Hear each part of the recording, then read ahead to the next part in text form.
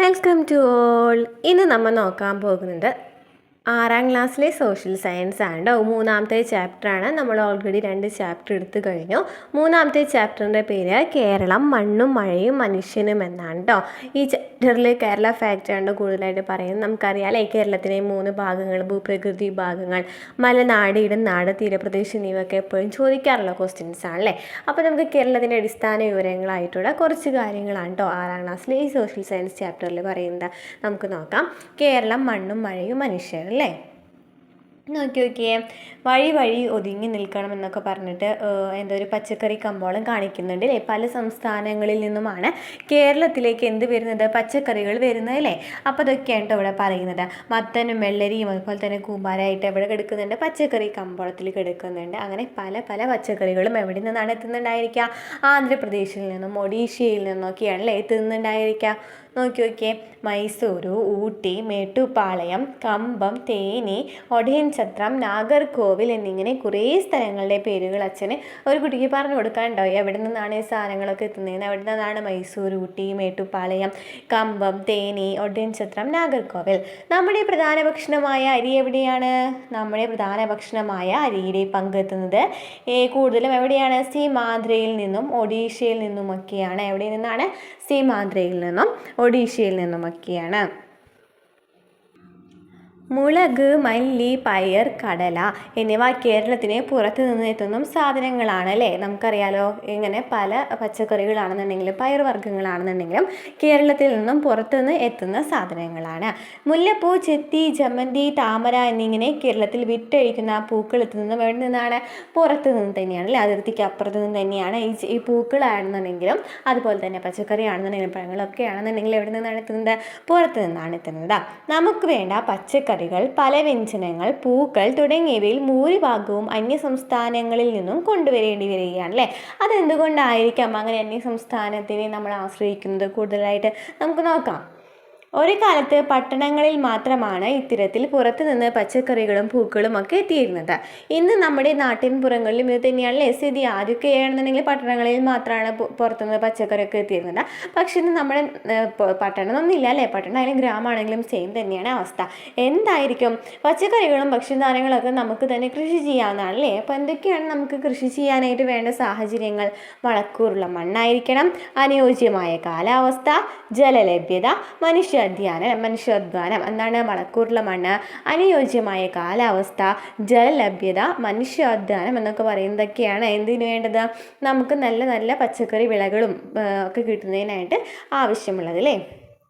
ഇനി നോക്കിയാൽ കേരളവും തമിഴ്നാടുമായിട്ട് കമ്പയർ ചെയ്യുന്നുണ്ട് കേട്ടോ. അവിടെ കേരളം തമിഴ്നാടുമായിട്ട് നോക്കിയാൽ കേരളത്തിലേക്ക് പച്ചക്കറികളും പൂക്കളും അതുപോലെ തന്നെ പല വ്യഞ്ജനങ്ങളും എത്തിക്കുന്നതിൽ തമിഴ്നാടാണ് മുന്നിൽ നിൽക്കുന്നത്. അപ്പോൾ അവരുടെ കാർഷിക സാഹചര്യങ്ങളാണ് കേട്ടോ കമ്പയർ ചെയ്യുന്നത്. നോക്കിയൊക്കെ ഇവിടെ നമുക്ക് കറക്റ്റ് കാണില്ല, ഞാൻ വായിച്ചു തരാം. കേരളത്തിലും തമിഴ്നാട്ടിലും ഏതാണ്ട് ഒരേ തരത്തിലുള്ള മണ്ണിനമാണ് കാണപ്പെടുന്നത്. നോക്കിയൊക്കെ കേരളത്തിലും തമിഴ്നാട്ടിലും കാണുന്നുണ്ടെങ്കിൽ നോക്കിയൊക്കെ എക്കൽ മണ്ണാണ് കേരളത്തിൽ കാണപ്പെടുന്നത്. എക്കൽ മണ്ണ്, ലാറ്ററൈറ്റ് മണ്ണ്, വനമണ്ണ്, ചെമ്മണ്ണ് കേട്ടോ. എക്കൽ മണ്ണ്, ലാറ്ററൈറ്റ് മണ്ണ്, ചെമ്മണ്ണ്, വനമണ്ണ് എന്നിവയൊക്കെയാണ് കേരളത്തിൽ കാണുന്നത്. തമിഴ്നാടാണെന്നുണ്ടെങ്കിലോ ചെമ്മണ്ണ്, കറുത്ത മണ്ണ്, ലാറ്ററൈറ്റ് മണ്ണ്, തീരദേശ മണ്ണ്, സെയിം മണ്ണുകൾ തന്നെയാണ് അല്ലേ. കേരളത്തിലാണെങ്കിൽ വനമണ്ണുണ്ട്, എന്നാൽ തമിഴ്നാടാണെങ്കിലോ തീരദേശ മണ്ണുണ്ട്. അത് മാത്രമാണ് ഡിഫറൻസ് വരുന്നത്. ഇനി ജലലഭ്യതയുടെ കാര്യത്തിൽ നോക്കുകയാണെന്നുണ്ടെങ്കിൽ കേരളത്തിൽ വാർഷിക മഴ എന്ന് പറയുന്നത് 300 സെൻറ്റിമീറ്റർ ആണ് കേട്ടോ. 44 നദികളാണുള്ളത്. മഴ ലഭിക്കുന്നതിനാൽ പലയിടങ്ങളിലും ജലസേചന സൗകര്യങ്ങളുടെ ആവശ്യമേ ഇല്ല അല്ലേ. ജലസേചന സൗകര്യങ്ങളുടെ ആവശ്യമില്ല, കാരണം എന്താണ്, കൂടുതൽ മഴ ലഭിക്കുന്നുണ്ട് കേരളത്തിൽ. എന്നാൽ തമിഴ്നാട്ടിലാണെന്നുണ്ടെങ്കിലോ വാർഷിക വർഷപാത 95.9 കേട്ടോ. 95.9 തമിഴ്നാട്ടിലുള്ളത്. എന്നാലോ 14 നദികളുള്ളതോടെ എന്താണ്, നദികളും കുറവാണ്. അതുപോലെ തന്നെ മഴ കുറവായതിനാൽ ജലസേചന സൗകര്യങ്ങൾ വ്യാപകമായി ഏർപ്പെടുത്തേണ്ടതുണ്ട്. അപ്പോൾ എന്താ പറയുന്നത്, തമിഴ്നാടാണെന്നുണ്ടെങ്കിൽ ജലസേചന സൗകര്യങ്ങളും കുറവാണ്, അതായത് മഴ കുറവാണ്, അപ്പോൾ ജലസേചന സൗകര്യങ്ങൾ വേണം. അതുപോലെ തന്നെ 95.9 മാത്രമാണ് വാർഷിക വർഷപാതം എന്ന് പറയുന്നത്. അതുപോലെ തന്നെ എന്താണ് പറയുന്നത്, 14 നദികൾ മാത്രമാണ് അവിടെ ഉള്ളത്. എന്നാൽ കേരളത്തിൽ വെച്ച് നോക്കുകയാണെന്നുണ്ടെങ്കിലോ 44 നദികളുണ്ട്, കൂടുതൽ വാർഷിക വർഷപാതം അല്ലേ, നന്നായിട്ട് മഴ പെയ്യുന്നുണ്ട്. അപ്പോൾ എന്ത് കാരണം, അപ്പം നമുക്ക് ഇതിൽ നിന്ന് എന്തൊക്കെ മനസ്സിലാക്കാം, കേരളത്തിലാണെന്നുണ്ടെങ്കിൽ അത്യാവശ്യം സൗകര്യങ്ങൾ കൂടുതലാണ്, എന്നിട്ടും കേരളത്തിൽ കൃഷി ചെയ്യുന്നില്ല. പക്ഷേ തമിഴ്നാട്ടിലാണെന്നുണ്ടെങ്കിൽ സൗകര്യങ്ങൾ കുറവാണ്, എന്നിട്ടും എന്താണ് അവിടെയാണ് കൃഷി ചെയ്യുന്നത് അല്ലേ. കേരളത്തിലും തമിഴ്നാട്ടിലും ഏതാണ്ട് ഒരേ തരത്തിലുള്ള മണ്ണിനങ്ങളാണ് കാണപ്പെടുന്നത്. എന്നാൽ കൃഷിക്ക് ഏറ്റവും അനുയോജ്യമായ മണ്ണ് ഏതാണ്? എക്കൽ മണ്ണാണ്. ആ എക്കൽ മണ്ണ് എവിടെയാണുള്ളത്? കേരളത്തിലാണുള്ളത്. അപ്പോൾ എന്താണ് കേരളത്തിൽ കൃഷിക്ക് അനുയോജ്യമായിട്ടുള്ള മണ്ണായിട്ടുള്ള എക്കൽ മണ്ണുള്ളത് എവിടെയാണ്? കേരളത്തിലാണ്.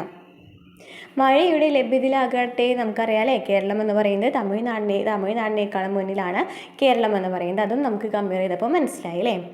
പിന്നെ എന്തൊക്കെ മനസ്സിലായി? കേരളം കാർഷിക പ്രവർത്തനങ്ങൾക്ക് അനുയോജ്യമായ പ്രദേശമാണ് അല്ലേ. കേരളം കാർഷിക പ്രവർത്തനങ്ങൾക്ക് അനുയോജ്യമായ പ്രദേശമാണ്. അതുപോലെ കൃഷിക്ക് അനുകൂലമായ ഈ സാഹചര്യങ്ങളെ കേരളം ഒരു കാലത്ത് വേണ്ട വിധം ഉപയോഗപ്പെടുത്തിയിരുന്നു. ഒരു ടൈമിൽ ഇത് നന്നായിട്ട് ഉപയോഗപ്പെടുത്തിയിരുന്നു ഈ കാലാവസ്ഥയൊക്കെ.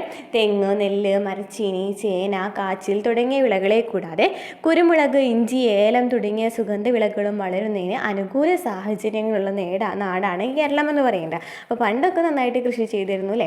അതുപോലെ തന്നെ ഏതൊക്കെ കൃഷിയാണ്? തെങ്ങ്, നെല്ല്, മരച്ചീനി, ചേന, കാച്ചിൽ തുടങ്ങിയവ.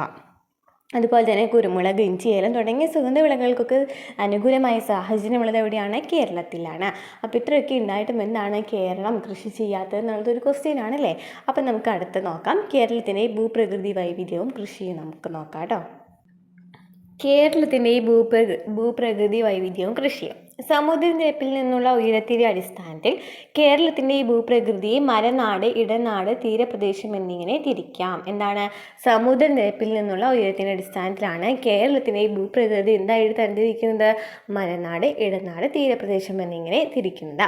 ഈ ഭൂപ്രകൃതി വിഭവങ്ങൾ ഓരോന്നിലും കൃഷി ചെയ്യുന്ന വിളകൾക്ക് ചില പ്രത്യേകതകളുണ്ട് അല്ലേ. എന്തൊക്കെ കൃഷി? ഓരോ ഭൂപ്രകൃതിക്കും ഓരോ ഇപ്പോൾ മലനാടിനാണെന്നുണ്ടെങ്കിൽ ഒരു തരം കൃഷിയാണെന്നുണ്ടെങ്കിൽ, ഇടനാടിനാണെന്നുണ്ടെങ്കിൽ വേറെ വിളകളായിരിക്കണം കൃഷി ചെയ്യുന്നത്. അതാണ്ടോ പറയുന്നത്.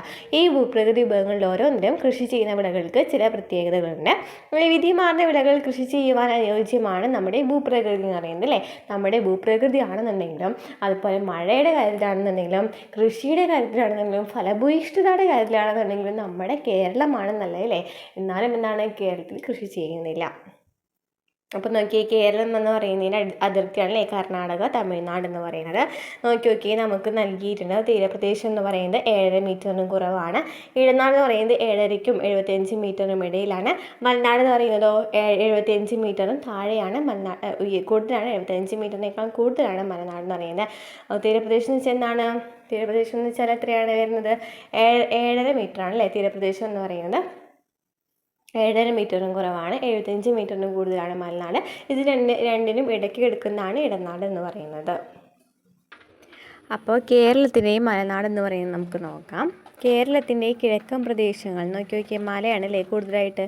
മലയാണല്ലേ. അത് ഏത് ഭാഗത്താണ് കാണപ്പെടുന്നത്? കേരളത്തിൻ്റെ കിഴക്കൻ പ്രദേശങ്ങൾ ഉൾപ്പെടുന്ന മലനാട്ടിൽ മഴയും മഞ്ഞും തണുപ്പും ഏറെയാണ്. എല്ലാത്തിലും മഴ, മഞ്ഞ്, തണുപ്പ് എന്നിവ കൂടുതലാണ് കേരളത്തിൻ്റെ കിഴക്കൻ പ്രദേശങ്ങളിൽ. സമുദ്രനിരപ്പിൽ നിന്നും വളരെ ഉയരത്തിൽ സ്ഥിതി ചെയ്യുന്ന സഹ്യപർവ്വത നിരയുടെ ഭാഗമാണിത്. അപ്പോൾ എന്താണ്? സമുദ്രനിരപ്പിൽ നിന്നും വളരെ ഉയരത്തിൽ സ്ഥിതി ചെയ്യുന്ന സഹ്യപർവ്വത നിരയുടെ ഭാഗമാണിവിടെ. ഇവിടെ കൃഷി ചെയ്യുന്ന ഏലം, തേയില എന്നീ വിളകളാണ് ചിത്രത്തിൽ നൽകിയിരിക്കുന്നത്. മലനാട്ടിലാണ് അപ്പോൾ എന്ത് കൃഷി ചെയ്യുന്നത്? തേയില, ഏലം എന്നിവ കൃഷി ചെയ്യുന്നത്. നോക്കി ഏലം എന്ന് പറയുന്നത് കാണിച്ചിട്ടുണ്ട്. അതുപോലെ തന്നെ തേയിലയും കാണിച്ചിട്ടുണ്ട് അല്ലേ. ഈ വിളകളുടെ വളർച്ചയ്ക്ക് ആവശ്യമായ ഭൂമിശാസ്ത്ര ഘടകങ്ങൾ ഏതൊക്കെയാണ്? ഏലത്തിൻ്റെയും തേയിലത്തിൻ്റെയും ഭൂമിശാസ്ത്ര ഘടകങ്ങൾ. ഇവിടുത്തെ വിളകൾ ഏതൊക്കെയാണ്? നമ്മൾ പറഞ്ഞു അല്ലേ, തേയിലയും ഏലയുമാണ്. അപ്പോൾ അവരുടെ ഭൂമിശാസ്ത്രപരമായിട്ടുള്ള ഘടകങ്ങൾ ഏതൊക്കെയാണ്? അവർക്ക് ആവശ്യമുള്ളത് താപനില 30 ഡിഗ്രി സെൽഷ്യസിൽ താഴെയായിരിക്കണം. നീർവാർച്ചയുള്ള മണ്ണ്. അപ്പോൾ താപനില 30 ഡിഗ്രി സെൽഷ്യസിൽ താഴെ, ധാരാളമായി ലഭിക്കുന്ന മഴ, നീർവാർച്ചയുള്ള മണ്ണ് എന്നിവയൊക്കെയാണ് തേയില, ഏലം എന്നിവയുടെ കൃഷികൾക്ക് വേണ്ടത്. അപ്പം നമ്മൾ എന്താ പറഞ്ഞത്? തേയില, ഏലം എന്നീ കൃഷികൾക്കും അതുപോലെ തന്നെ മലനാട്ടിൽ കൃഷി ചെയ്യുന്ന വിളകളാണല്ലേ തേയില, ഏലം എന്നിവയൊക്കെ. അപ്പോൾ അതിൻ്റെ കൃഷിക്ക് വേണ്ടിയിട്ട് ആവശ്യമുള്ളതാണ് താപനില 30 ഡിഗ്രി സെൽഷ്യസിൽ താഴെ, അതുപോലെ സെൽഷ്യസിൽ താഴെ, ധാരാളമായി ലഭിക്കുന്ന മഴ, അതുപോലെ തന്നെ നീർവാർച്ചയുള്ള മണ്ണ് അല്ലേ. അപ്പം മലനാടിൻ്റെ സ്ഥാനം ഭൂപടത്തിൽ നിരീക്ഷിക്കാൻ പറഞ്ഞിട്ടുണ്ട് അല്ലേ. നമുക്ക് നോക്കാം. ഭൂപടത്തിൽ നോക്കിയാൽ മലനാട് കിടക്കുന്നത് എവിടെയാണ് കിടക്കുന്നത്? 75 മീറ്ററിനും കൂടുതലാണല്ലേ മലനാട്. അപ്പോൾ മലനാട് എന്ന് പറയുന്നത് 75 മീറ്ററിനും കൂടുതലാണെന്ന് പറഞ്ഞു. അപ്പോൾ ഏതാണെന്ന് വരുന്നത്? നോക്കിയേ, ഈ കാപ്പി കളർ നൽകിയിട്ടുള്ളത് അല്ലേ. നോക്കിയേ, പശ്ചിമഘട്ടത്തിൻ്റെ ഭാഗമായിട്ട് വരും അല്ലേ. നോക്കിയേ, അപ്പോൾ ഇതാണെന്ന് പറയുന്നത് മലനാട് വരുന്നത് അല്ലേ. ഇനി നമുക്ക് നോക്കാം. അപ്പോൾ നമുക്ക് സ്ഥാനം കണ്ടെത്തി അല്ലേ. ഏലം, കുരുമുളക്, ഇഞ്ചി, മഞ്ഞൾ തുടങ്ങിയ സുഗന്ധ വിളകൾ കേട്ടോ. അപ്പോൾ എന്തൊക്കെയാണ് അവിടെ കൃഷി ചെയ്യുന്നത്? ഏതൊക്കെ സുഗന്ധ വിളകളാണ്? ഏലം, കുരുമുളക്, ഇഞ്ചി, മഞ്ഞൾ തുടങ്ങിയ സുഗന്ധ വിളകളും തേയില, കാപ്പി തുടങ്ങിയവയുമാണ് കേട്ടോ. തേയില, കാപ്പി തുടങ്ങിയവയുമാണ്. അനുയോജ്യമായ കാലാവസ്ഥയാണ് ഇവിടെയുള്ളത്. ഈ ഭൂപ്രകൃതി വിഭാഗത്തിൽ നിന്ന് ലഭിച്ച സുഗന്ധ വിളകളുടെ പെരുമയാണ് കേരളത്തെ വിദേശികളുടെ പ്രിയപ്പെട്ട ഇടമാക്കിയതെന്ന് ചരിത്രം പറയുന്നു. തേയില, ഏലം, അതുപോലെ തന്നെ എന്തൊക്കെ സുഗന്ധവിളകൾ പറഞ്ഞു? ഇഞ്ചി, തേയില, കാപ്പി, ഏലം, കുരുമുളക്, ഇഞ്ചി, മഞ്ഞൾ തുടങ്ങിയ വിളകളൊക്കെ അല്ലേ. അപ്പോൾ ഏലം, കുരുമുളക്, ഇഞ്ചി, മഞ്ഞൾ തുടങ്ങിയ സുഗന്ധ വിളകളും അതുപോലെ തന്നെ തേയില, കാപ്പി തുടങ്ങിയവയുമാണ് എവിടെ കൃഷി ചെയ്യുന്നത്? മലനാട്ടിൽ കൃഷി ചെയ്യുന്നത്. അപ്പോൾ അവിടെ നിന്ന് ലഭിച്ച അല്ലേ, ഇവിടെ നിന്ന് വിറ്റ് പോയിട്ടാണല്ലോ വാസ്കോ ഡ ഗാമ വന്നതിന് ശേഷം ഇവിടെ നിന്ന് വിറ്റ് കുറേ ലാഭം ഉണ്ടാക്കി എന്നൊക്കെ പറഞ്ഞിട്ടുണ്ടല്ലേ നമ്മുടെ ചരിത്രമൊക്കെ. എന്നാൽ കേരളത്തിൻ്റെ കാലാവസ്ഥയിലും ഭൂവിനിയോഗത്തിലും വന്ന മാറ്റങ്ങൾ ഈ മേഖലയിലെ കാർഷിക ഉൽപ്പാദനത്തെ ഏറെ ബാധിച്ചിട്ടുണ്ട്. ഇനി നമുക്ക് ഇയാളെക്കുറിച്ച് നോക്കിയാലോ. ആരാണ്? ജോൺ ജോസഫ് മർഫി അല്ലേ. അയർലൻഡ് സ്വദേശിയായ ഇദ്ദേഹം ഇന്ത്യയിലെ റബ്ബർ കൃഷിയുടെ പിതാവായാണ് അറിയപ്പെടുന്നത്. അപ്പോൾ ആരാണ് ഇന്ത്യയിലെ റബ്ബർ കൃഷിയുടെ പിതാവ് എന്നറിയപ്പെടുന്ന ആരാണ്? ജോൺ ജോസഫ് മർഫിയാണ് ഇന്ത്യയിലെ റബ്ബർ കൃഷിയുടെ പിതാവ് എന്നറിയപ്പെടുന്നത്. അദ്ദേഹം സുഹൃത്തുക്കളോടൊപ്പം പെരിയാറിൻ്റെ തീരത്ത് ആലുവയ്ക്കടുത്തായിട്ട് 1902 റബ്ബർ കൃഷി തുടങ്ങിയത്. എവിടെയാണ്? അദ്ദേഹം സുഹൃത്തുക്കളോടൊപ്പം പെരിയാറിൻ്റെ തീരത്ത് ആലുവയ്ക്കടുത്തായിട്ടാണ് 1902 റബ്ബർ കൃഷി തുടങ്ങിയത്. പിന്നീട് അദ്ദേഹം കോട്ടയം ജില്ലയിലെ മുണ്ടക്കയത്തിനടുത്ത് ഏന്തയാറിൽ വാണിജ്യാടിസ്ഥാനത്തിൽ റബ്ബർ കൃഷി ആരംഭിച്ചു. അപ്പോൾ വാണിജ്യാടിസ്ഥാനത്തിൽ റബ്ബർ കൃഷി ആരംഭിച്ചത് എവിടെയാണ്? ഏന്തയാറിലാണ് അല്ലേ. കേവലം ഒരു പ്ലാന്റർ മാത്രമായിരുന്നില്ല മർഫി. തൊഴിലാളികൾക്കായി പെൻഷൻ ആനുകൂല്യങ്ങൾ, നാട്ടുകാർക്കായി വിദ്യാലയങ്ങൾ, ആരാധനാലയങ്ങൾ എന്നിവ അദ്ദേഹം പണിതു നൽകി. അപ്പോൾ എന്താണ് പറയുന്നത്? ജോൺ ജോസഫ് മർഫി 1872 മുതൽ 1957 വരെയാണ് അദ്ദേഹത്തിൻ്റെ കാലഘട്ടം. അയർലൻഡ് സ്വദേശിയായ ഇദ്ദേഹം ഇന്ത്യയിലെ റബ്ബർ കൃഷിയുടെ പിതാവാണ്. അതുപോലെ തന്നെ അദ്ദേഹം എവിടെയാണ് കൃഷി തുടങ്ങിയത്? പെരിയാറിൻ്റെ തീരത്ത് ആലുവയ്ക്കടുത്താണ് ആദ്യമായിട്ട് റബ്ബർ കൃഷി 1902 തുടങ്ങുന്നത്. പിന്നീട് വാണിജ്യ അടിസ്ഥാനത്തിൽ തുടങ്ങിയത് ഏന്തയാറിലായിരുന്നു. ഇനി ഇടനാട് നമുക്ക് നോക്കാം. അപ്പോൾ മലനാട് പഠിച്ചു കഴിഞ്ഞ് നമുക്ക് ഇടനാട് നോക്കാം. ഇടനാട് തീരപ്രദേശത്തിനും മലനാടിനുമിടയിലാണ് ഇടനാട് എന്ന് പറയുന്നത്. തീരപ്രദേശത്തിനും മലനാടിനുമിടയിലാണ് ഇടനാടെന്ന് പറയുന്നത്. കേരളത്തിലെ ഏറ്റവും അധികം വിളവൈവിധ്യമുള്ള പ്രദേശമാണിത്. കേരളത്തിലെ ഏറ്റവും അധികം വിളവൈവിധ്യമുള്ള പ്രദേശം ഏതാണ്? ഇടനാടാണ്. ഭക്ഷ്യധാന്യങ്ങൾ, പച്ചക്കറികൾ, കിഴങ്ങുവർഗ്ഗങ്ങൾ തുടങ്ങിയവ ഇടനാട്ടിലെ വിളവൈവിധ്യത്തിൻ്റെ ഭാഗമാണ്. അപ്പോൾ ഇടനാട്ടിലെ വിളവൈവിധ്യങ്ങൾ ഏതൊക്കെയാണ്? ഭക്ഷ്യധാന്യങ്ങൾ, പച്ചക്കറികൾ, അതുപോലെ തന്നെ കിഴങ്ങുവർഗ്ഗങ്ങൾ. മറ്റേതൊക്കെ വിളകളാണ് ഇവിടെ കൃഷി ചെയ്യുന്നതെന്ന് ചോദിച്ചിട്ടുണ്ട് കേട്ടോ. അപ്പോൾ നമുക്ക് അറിയാം, കുരുമുളക് എന്നിവ കൃഷി ചെയ്യുന്നതൊക്കെ എവിടെയാണ്? ഇടനാട്ടിലാണ്. ഇടനാട്ടിലാണ് കൂടുതലും കിഴങ്ങുവർഗ്ഗങ്ങളും പച്ചക്കറികളൊക്കെ കൃഷി ചെയ്യുന്നത്. അപ്പോൾ ഇന്നെന്ന് പറഞ്ഞു തീരപ്രദേശത്തിനും മലനാടിനും ഇടയിലാണല്ലേ. 75 മീറ്ററിനും 7.5 മീറ്ററിനും ഇടയിലാണ് ഇടനാട് വരുന്നത്. ഭക്ഷ്യധാന്യങ്ങൾ, പച്ചക്കറികൾ, കിഴങ്ങുവർഗ്ഗങ്ങൾ തുടങ്ങിയ വിളവൈവിധ്യമുള്ള കൃഷികളാണ് ഇവിടെ ചെയ്യുന്നത്. ഇവിടുത്തെ പ്രത്യേകത എന്ന് വെച്ചാൽ ധാരാളമായി ലഭിക്കുന്ന മഴ ഈ മേഖലയിലെ ചെറുകുന്നിൻ പ്രദേശങ്ങളിലെ ലേറ്ററൈറ്റ് മണ്ണിൻ്റെയും നദീതടങ്ങളിലെ എക്കൽ മണ്ണിൻ്റെയും സാമാന്യം കനത്ത ആവരണം തുടങ്ങി അനുകൂല ഭൂമിശാസ്ത്ര ഘടകങ്ങളാണ് ഇടനാട്ടിലെ വിളവൈവിധ്യത്തിന് കാരണം. അപ്പോൾ ധാരാളമായി ലഭിക്കുന്ന മഴ, അതുപോലെ തന്നെ ചെറുകുന്നിൻ പ്രദേശങ്ങളിലെ ലേറ്ററൈറ്റ് മണ്ണ്, നദീതടങ്ങളിലെ എക്കൽ മണ്ണിനൊക്കെ കൂടുതൽ വൈവിധ്യം എവിടെയാണുള്ളത്? ഇടനാട്ടിലാണ്. അപ്പോൾ ഇടനാട്ടിലാണ് കൂടുതലും വിള വൈവിധ്യത്തിന് കാരണം. ഇതൊക്കെയുണ്ടോ ഈ 2 മണ്ണുകളുമാണ്. കേരളത്തിലെ പ്രധാന വാണിജ്യവിളയായ റബ്ബർ കൃഷി ചെയ്യുന്നതിന് ഏറ്റവും അനുയോജ്യമാണ് ഇവിടം. നമ്മൾ കണ്ടുല്ലേ, കഴിഞ്ഞ PSCയിൽ ചോദിച്ചിട്ടുണ്ടായിരുന്നു അല്ലേ, റബ്ബർ കൃഷി ചെയ്യുന്നത് ഏറ്റവും കൂടുതൽ എവിടെയാണ്? കേരളത്തിലാണല്ലേ. അപ്പോൾ കേരളത്തിലെ എവിടെയാണ്? ഇടനാട്ടിലാണ്. കേരളത്തിലെ പ്രധാന വാണിജ്യ വിളയായ റബ്ബർ കൃഷി ചെയ്യുന്നതിന് ഏറ്റവും അനുയോജ്യമായ സ്ഥലമാണ് എന്തെന്ന് പറയുന്നത്? ഇടനാടെന്ന് പറയുന്നത്. 20-ാം നൂറ്റാണ്ടിൻ്റെ ആദ്യ പാദത്തിലാണ് ഈ മേഖലയിൽ റബ്ബർ വ്യാപകമായി കൃഷി ചെയ്യാൻ തുടങ്ങിയത്. അപ്പോൾ 20-ാം നൂറ്റാണ്ടിൻ്റെ സമയത്താണ് എന്ത് തുടങ്ങുന്നത്? ഈ മേഖലയിൽ ഇടനാട്ടിൽ റബ്ബർ കൃഷി ചെയ്യാനായിട്ട് തുടങ്ങുന്നത്. അതുവരെ മരച്ചീനി, കാച്ചിൽ, ചേന തുടങ്ങിയ കിഴങ്ങുവർഗ്ഗങ്ങളും പച്ചക്കറികളും വ്യാപകമായി കൃഷി ചെയ്തിരുന്നു. അപ്പോൾ റബ്ബറിനേക്കാളും മുമ്പ് എന്തൊക്കെയാണ് കൃഷി ചെയ്തിരുന്നത്? മരച്ചീനി, കാച്ചിൽ, ചേന തുടങ്ങിയ കിഴങ്ങ് വർഗ്ഗങ്ങളും പച്ചക്കറികളുമാണ് കൃഷി ചെയ്തിരുന്നത്. ഏത്തവാഴ കൃഷിയും ഈ മേഖലയിൽ വ്യാപകമായിരുന്നു. എന്താണ് ഏത്തവാഴ കൃഷിയും അവിടെ ഇടനാടിൽ കൃഷി ചെയ്തിരുന്നു. ഇടനാടിന് ഈ വിള വൈവിധ്യം അതിവേഗം റബ്ബറിന് വഴിമാറുകയാണ്. ചെറിയ കൃഷിയിടങ്ങൾ പോലും ഇന്ന് റബ്ബർ കൃഷിക്കായി ഉപയോഗപ്പെടുത്തുന്നു. ഒരിക്കൽ നട്ട് വിളവെടുപ്പ് തുടങ്ങിയാൽ ഏറെ കാലം വിളവ് ലഭിക്കുമെന്നതാണ് എന്തിൻ്റെ റബ്ബറിൻ്റെ മേന്മ എന്ന് പറയുന്നത്. അപ്പോൾ ഇടനാട്ടിൽ ഇപ്പോൾ കൂടുതലായിട്ട് കൃഷി ചെയ്യുന്നത് എന്തായി മാറി? റബ്ബറായിട്ട് മാറി അല്ലേ. നെക്സ്റ്റ് ആണ് തീരപ്രദേശം. തീരപ്രദേശം നമ്മൾ പറഞ്ഞു 7.5 മീറ്ററും താഴെയാണെന്നല്ലേ. തീരപ്രദേശം എന്ന് വെച്ചാൽ എന്താണ്? സമുദ്രനിരപ്പിൽ നിന്നും അധികം ഉയരമില്ലാത്ത പ്രദേശമാണ് തീരപ്രദേശം. നോക്കിയേ തീരപ്രദേശത്ത് നെല്ല് നൽകിയിട്ടുണ്ട് അല്ലേ. നമ്മൾ നോക്കിയേ. അപ്പോൾ താഴ്ന്നിടങ്ങളിലെ എക്കൽ മണ്ണിൻ്റെ നിക്ഷേപം നെൽകൃഷിക്കും തീരപ്രദേശങ്ങളിലെ ഉപ്പുരസമുള്ള എക്കൽ മണ്ണ് തെങ്ങ് കൃഷിക്കും ഏറെ അനുകൂലമാണ്. അപ്പോൾ എന്താണ്? സമുദ്രനിരപ്പിൽ നിന്നും ഭയങ്കര കുറവാണല്ലേ തീരപ്രദേശം എന്ന് പറയുന്നത്. അതുപോലെ തന്നെ അവിടെ നെൽകൃഷിയാണ്. നെൽകൃഷിക്ക് ഏത് മണ്ണാണ് വേണ്ടത്? എക്കൽ മണ്ണാണ് വേണ്ടത്. അപ്പോൾ ഈ എക്കൽ മണ്ണ് എവിടെ നിന്നാണ് ലഭിക്കുന്നത്? താഴ്ന്നിടങ്ങളിൽ നിന്നാണല്ലേ. അതുപോലെ തന്നെ തീരപ്രദേശങ്ങളിൽ എന്താണുള്ളത്? ഉപ്പുരസമുള്ള എക്കൽ മണ്ണായിരിക്കും ഉണ്ടായിരിക്കുക. അതാണ് തെങ്ങ് കൃഷിക്ക് അനുയോജ്യം എന്ന് പറയുന്നത്. ഈ വിളകൾ സമൃദ്ധമായി കൃഷി ചെയ്തിരുന്ന തീരപ്രദേശ മേഖലകൾ കാലക്രമേണ ജനവാസ കേന്ദ്രങ്ങളായി മാറാൻ തുടങ്ങി. ഇത് കൃഷിഭൂമിയുടെ അളവിൽ കാര്യമായ കുറവുണ്ടാക്കി. വിത്ത്, വളം തുടങ്ങിയവയിലെ വിലവർദ്ധനവ് കൃഷി ആദായകരമല്ലാതാക്കി. ഇതുമൂലം കർഷകർ മറ്റു തൊഴിലുകളിലേക്ക് മാറാൻ നിർബന്ധിതരായി. അപ്പോൾ എന്താണ് പറഞ്ഞത്? ഇത് കൃഷിഭൂമിയുടെ അളവിൽ കാര്യമായി കുറവുണ്ടാക്കി. എന്തായിരുന്നു? അവിടെ കൂടുതലും എന്തായി മാറി? ജനവാസ കേന്ദ്രങ്ങളായിട്ട് മാറി തുടങ്ങി. അങ്ങനെ വിത്തും വളം എന്നിവയ്ക്കൊക്കെ ഭയങ്കരമായിട്ട് വില കൂടി അല്ലേ. വിലവർദ്ധനവ് ഭയങ്കരമായിട്ട് കൃഷിയെ ബാധിച്ചു. അങ്ങനെയാണ് ബാക്കിയുള്ള തൊഴിലുകളിലേക്ക് കൃഷിയിൽ നിന്നും ആര് മാറി തുടങ്ങിയത്? കേരളീയർ മാറി തുടങ്ങിയത്. ഇനി കൃഷിയെ നെഞ്ചേറ്റിയ നാട് എന്ന് പറയുന്നുണ്ട്. കൃഷിയുമായി ബന്ധപ്പെട്ട് കുറേ പഴഞ്ചൊല്ലുകളൊക്കെ ഉണ്ട് അല്ലേ. അപ്പോൾ എന്തൊക്കെ പഴഞ്ചൊല്ലുകളാണ് കേട്ടിട്ടുള്ളത്? നോക്കാം. കുംഭത്തിൽ മഴ പെയ്താൽ കുപ്പയിലും മാണിക്യം. കുംഭത്തിൽ മഴ പെയ്താൽ കുപ്പയിലും മാണിക്യം. അതുപോലെ തന്നെ എന്താണ്? മീനത്തിൽ നട്ടാലോ മീൻ കണ്ണിനോളം. മീനത്തിൽ നട്ടാലോ മീൻ കണ്ണിനോളം. തിരമുറിയാതെ തിരുവാതിര ഞാറ്റുവേല. തിരിമുറിയാതെ തിരുവാതിര ഞാറ്റുവേല. ഇതെല്ലാം കൃഷിയും കാലാവസ്ഥയും നമ്മുടെ സംസ്കാരത്തിൽ എത്രമാത്രം സ്വാധീനം ചെലുത്തിയിരുന്നു എന്നതിനുള്ള തെളിവുകളാണ്. ഇന്നൊക്കെ മാറുന്ന ഭൂവിനിയോഗം, മാറുന്ന ജീവിതക്രമം എന്ന് പറഞ്ഞിട്ട് നൽകിയിട്ടുണ്ട്. ഓരോ പ്രധാന വിളകൾ എങ്ങനെയാണ് നോക്കിയൊക്കെ. നെല്ല് എന്ന് പറയുന്നത് 1961 7.5 ആയിരുന്നു. 87 ആയപ്പോൾ അത് കുറഞ്ഞ് 2011 ആയപ്പോൾ 2.08 മാറിയില്ലേ. അതുപോലെ തന്നെയാണ് അല്ലേ മരച്ചീനി എന്ന് പറയുന്നതും 2ൽ നിന്ന് 1 പിന്നെ 0.8 മാറിയില്ലേ. അതുപോലെ തന്നെ തെങ്ങും റബ്ബറും മാത്രമാണ് ഇവിടെ കൂടുതലായിട്ടുള്ളത് അല്ലേ. 5, 7 5, 7 പിന്നെ 8 റബ്ബറാണെങ്കിൽ 1, 3, 5 എന്നായിട്ടുള്ളത് മാറി. അപ്പോൾ എന്താണ്? തെങ്ങും റബ്ബറുമാണ് കൂടിയിട്ടുള്ളത്. ബാക്കിയുള്ളവകളൊക്കെ എന്താണ്?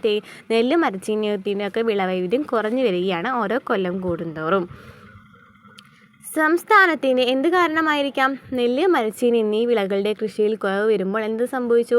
റബ്ബർ കൃഷി വ്യാപിക്കുന്നതായിട്ട് കാണാം. ഇതിൽ നിന്ന് അപ്പോൾ സംസ്ഥാനത്തിൻ്റെ പൊതു ഭൂവിനിയോഗത്തിലും ഇക്കാലയളവിൽ വലിയ മാറ്റങ്ങൾ ഉണ്ടായിട്ടുണ്ട്.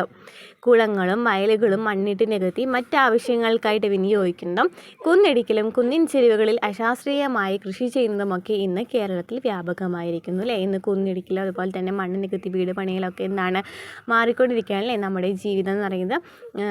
ഈ കൃഷിയിടങ്ങളിൽ നിന്നും കൂടുതലായിട്ട് എന്താണ് താമസിക്കാനുള്ള സൗകര്യങ്ങളാണല്ലേ കൂടുതലായിട്ട് നോക്കുന്നത്.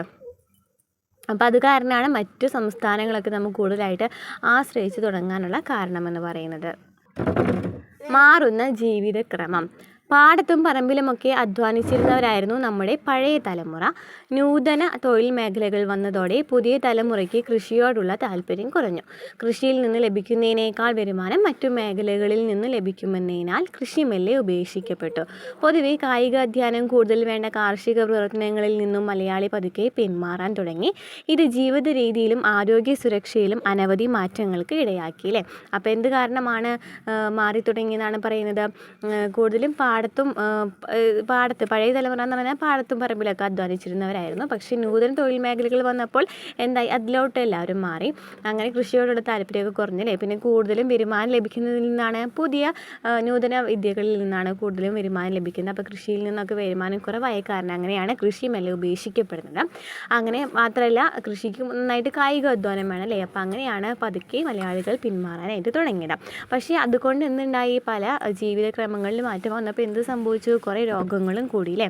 എന്താണ് പറയുന്നത്, ജീവിതശൈലിയിലുണ്ടായ മാറ്റങ്ങളാണ് പുതുതലമുറ രോഗങ്ങളായ രക്തസമ്മർദ്ദം, ഹൃദ്രോഗം, പ്രമേഹം എന്നിവയ്ക്ക് മുഖ്യ കാരണമെന്ന് പറയുന്നത്. അപ്പോൾ നമുക്കറിയാലോ ജീവിതശൈലി രോഗങ്ങൾ ഏതാണെന്ന് ക്വസ്റ്റ്യൻ പേപ്പറിൽ ചോദിച്ചിട്ടുണ്ടായിരുന്നു അല്ലേ, കഴിഞ്ഞ പ്രിലിംസിൽ. അപ്പോൾ ഹൃദ്രോഗം, പ്രമേഹം എന്നിവയ്ക്ക് മുഖ്യ കാരണമാണ് അല്ലേ. ഗ്രാമീണ ജീവിതത്തിൽ നിന്നും നഗര കേന്ദ്രീകൃതമായ ജീവിത രീതിയിലേക്ക് മാറിയ മലയാളി ഇന്ന് അഭിമുഖീകരിക്കുന്ന ഒരു പ്രധാന പ്രശ്നമാണ് മാലിന്യ സംസ്കരണം എന്ന് പറയുന്നത്. അപ്പോൾ നമുക്ക് സ്ഥലങ്ങളൊക്കെ നന്നായി കുറഞ്ഞു. അങ്ങനെ പുതിയതായിട്ട് വരികയാണെന്നുണ്ടെങ്കിൽ മാലിന്യം സംസ്കരിക്കുന്നതിനുള്ള സജ്ജീകരണങ്ങളൊന്നും ഇല്ലാണ്ടായി തുടങ്ങി. അപ്പോൾ അതിന് വേണ്ടിയിട്ട് കേരള സർക്കാർ പുതിയ പദ്ധതികളൊക്കെ നടപ്പിലാക്കിയിട്ടുണ്ട് അല്ലേ.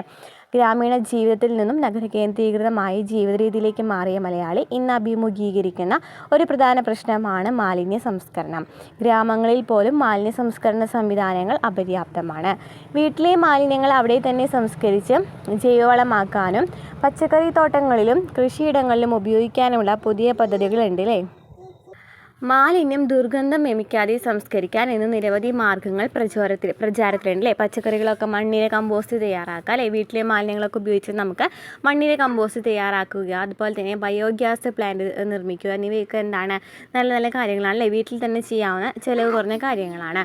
ജൈവ മാലിന്യങ്ങൾ ഉപയോഗിച്ച് ബയോഗ്യാസ് നിർമ്മിക്കുകയാണ് ഒന്ന്. ബയോഗ്യാസ് പ്ലാന്റ് നിർമ്മിക്കുന്നതിന് സർക്കാർ ഇന്ന് നൽകുന്നുണ്ട്, സബ്സിഡിയും നൽകുന്നുണ്ട്. ഇനി നമുക്ക് നോക്കാം, നമുക്ക് നേടാൻ ബദലുകൾ എന്ന് പറയുന്നതിൽ നമുക്ക് കാർഷിക സംസ്കാരത്തെ വിട്ടാകുന്നു എന്ന് കണ്ടു അല്ലേ. അപ്പോൾ എന്തൊക്കെയാണ് ഇവിടെ കാണുന്നത് നോക്കിയേ, പിക്ചറിൽ കാണുന്നുണ്ട് അല്ലേ. പെയിൻറ്റ് ടിന്നിൽ ബാലുവിൻ്റെ കുട്ടി കൃഷി, കൊച്ചുസിയേക്ക് മാതൃക അമ്മ എന്നൊക്കെ പറഞ്ഞിട്ട് അമിത്തിൻ്റെ അടുക്കളത്തോട്ടം എന്നൊക്കെ പറഞ്ഞിട്ട് നൽകിയിട്ടുണ്ട് അല്ലേ. അപ്പോൾ എന്താണ് പറയുന്നത്, കൃഷി ചെയ്യാൻ എന്തിനാണ് മണ്ണില്ലാതെ കൃഷി ചെയ്യാം എന്നാണ് പറയുന്നത് കേട്ടോ. കൃഷി ചെയ്യണമെന്നുണ്ട്. അപ്പോൾ കൃഷി ചെയ്യണമെന്നുണ്ടെങ്കിൽ മണ്ണില്ല എന്നുള്ള പ്രശ്നമാണെന്നുണ്ടെങ്കിൽ നമുക്ക് എന്തൊക്കെ ഉപയോഗിക്കാനാണ് പറയുന്നത്, അറിയാലേ. ഹൈഡ്രോപോണിക്സ് എന്ന് പറയുന്നത് നമ്മൾ കഴിഞ്ഞ ചാപ്റ്ററിലൊക്കെ സയൻസിൽ പഠിച്ചിട്ടുണ്ടായിരുന്നു. കൃഷി ചെയ്യണമെന്നുണ്ട് പക്ഷേ മണ്ണില്ല, നഗരവാസികളുടെ സ്ഥിരം പരാതികളിലൊന്നാണിത്. ഹൈഡ്രോപോണിക്സ് അതിനൊരു പരിഹാരമാണല്ലേ. ഹൈഡ്രോപോണിക്സ് എന്ന് വെച്ചാൽ പേരിൽ തന്നെ ഉണ്ടല്ലേ, ഹൈഡ്രോ എന്ന് വെച്ചാൽ വെള്ളമാണല്ലേ. അപ്പോൾ എന്താണ്, സസ്യ വളർച്ചയ്ക്ക് ആവശ്യമായ ധാതു ലവണങ്ങൾ വെള്ളത്തിൽ അലിയിച്ച് നൽകുകയാണ് ഇവിടെ. വേരുകൾക്ക് പടരാൻ തൊണ്ട്, ചരൽ തുടങ്ങിയ വസ്തുക്കൾ നൽകാവുന്നതാണ്. വളരെ കുറച്ച് സ്ഥലമുള്ളവർക്ക് പോലും വീട്ടിൽ പച്ചക്കറി തോട്ടം ഉണ്ടാക്കാൻ സഹായകമാണ് വെർട്ടിക്കൽ നെറ്റ് ഫാമിംഗ്. അപ്പം നമ്മൾ പറഞ്ഞു അല്ലേ, ഇവിടെ എന്താ പറയുന്നത്, ഹൈഡ്രോപോണിക്സ് എന്ന് വെച്ചാൽ എന്താണ്, ധാതു ലവണങ്ങൾ വെള്ളത്തിൽ അയച്ച് നൽകുകയാണ് ചെയ്യുന്നത്. അപ്പോൾ അതുപോലെ തന്നെ വേരുകൾക്ക് പടരാനായിട്ട് തൊണ്ടും ചരലൊക്കെ ഇട്ട് കൊടുക്കാം. ഇനി വെർട്ടിക്കൽ നെറ്റ് ഫാമിംഗ് എന്ന് വെച്ചാൽ എന്താണ്, വളരെ കുറച്ച് സ്ഥലമുള്ള ആൾക്കാർക്ക് മുളയിലോ കമ്പുകളിലോ വില കുറഞ്ഞ വല കുത്തനെ വലിച്ചു കെട്ടിയാണ് ഈ കൃഷി രീതി നടപ്പിലാക്കുന്നത് കേട്ടോ. നോക്കി കുത്തനെ അല്ലേ, കുത്തനെ ഇങ്ങനെ നെറ്റുകൾ വെച്ച് പിടിപ്പിച്ചിട്ടുണ്ട്.